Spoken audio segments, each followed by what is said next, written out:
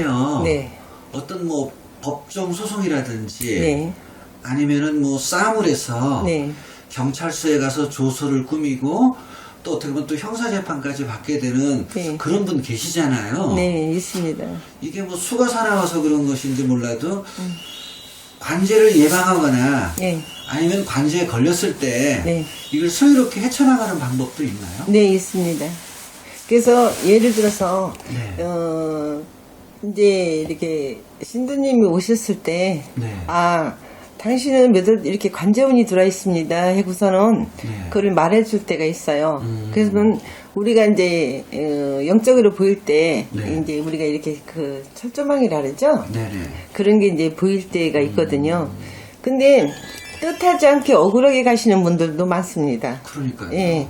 왜냐면 자기가 자기 사장 대리 역할로 네. 가시는 분도 없잖아 많아요. 예. 예. 그럴 때는 이제 조금 이렇게 비방을 해서 부적을 해서 풀어나갈 수 있는데도 그걸 안 하시면서 그냥 끌려가시는 분도 계시고요. 아니면 뜻하지 않게 그래서 우리가 이제 사주를 볼 때 말씀을 드리죠. 친구 조심하시고 절대 싸움을 하시면 안 됩니다. 이렇게 말씀을 드리거든요. 네네. 왜? 본인은 관제운이 들어있기 때문에 그런다 이렇게 말씀을 해주세요. 그러면 몇 월달이 이렇게 얘기를 해주죠 저희들이. 그래서 이제 조금 억울하게 가시는 분들은 굉장히 억울하실 거예요 그게.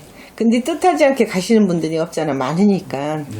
근데 그거를 뭐라고 표현을 해야 되나 관제운이라는 거는 내가 살아가면서 아무리 죄를 안 진다 한들 네. 그 시기가 있고 운기가 있어요. 네. 그 운기 흐름에 따라서 뜻하지 않게 또 내가 맞아서 억울하게 맞아서도 그게 또 간지잖아요. 서로 가서 그렇죠. 하려면 합의가 들려면 네네. 그러기 때문에 그 흐름이란 게 적지 않게 들어오는 시기가 있다고 보면 되겠죠. 저는. 그러면 결국은 그러한 것들을 갖다가 피하게 하려고 그러면 예, 막아주죠. 어떤 이제- 뭐 의식 같은 것도 좀 있나요? 네, 그러면? 있어요. 그리고 그리고 또 그 신도님한테 그런 얘기를 해요. 네네. 예를 들어서 뭐 간통죄가 들어온다. 네네. 간통죄가 들어올 때는 그것도 관제인가요? 네, 그것도 이제 간제 들어가는 거죠. 네네. 당신은 간통 이렇게 해서 누구하고 밥을 먹을 때 술을 절대 먹지 마십시오 그런단 말이에요. 네네. 이제 예를 들어서 남녀 사이에. 네네네. 근데 이제 남녀 사이에 앉아서 밥을 먹다 보니까 이제 술을 먹을 수도 있잖아요. 네네. 근데 당신은 술을 먹으면 간제운 있깁니다. 했던 분이 계시거든요. 네네. 근데 자기는 안 먹는데 그 여자분이 이제 예를 들어서 네네.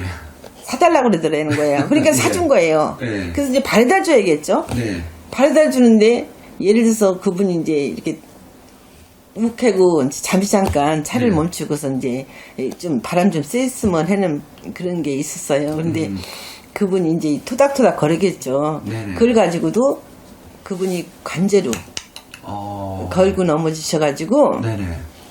이제 지금도 가끔씩 전화는 오세요. 근데 이제 그분 그럴 수도 있구나. 예, 네. 그래가지고 그렇게 관제로 해서 소송까지 갔는데 제가 이제 그랬어요. 그거는 좀 풀어가지고 다 막아버렸어요. 막고 나서 다행히 그게 이제 그분이 들어가진 않으셨어요.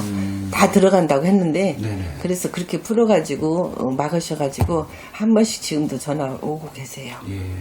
그런 게 있어요. 관제라고 그래서 내가 억울하게 들어가는 수도 있고 진짜 또 상대성하고 서로 말 끝에 싸움을 해서 들어가는 수도 있고 네네.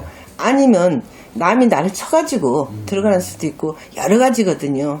또 회사에서 억울하게 들어가는 수도 있고 그래서 관제라는 거는 뜻하지 않게 불쑥불쑥 찾아올 수도 있다는 거죠. 네. 저는.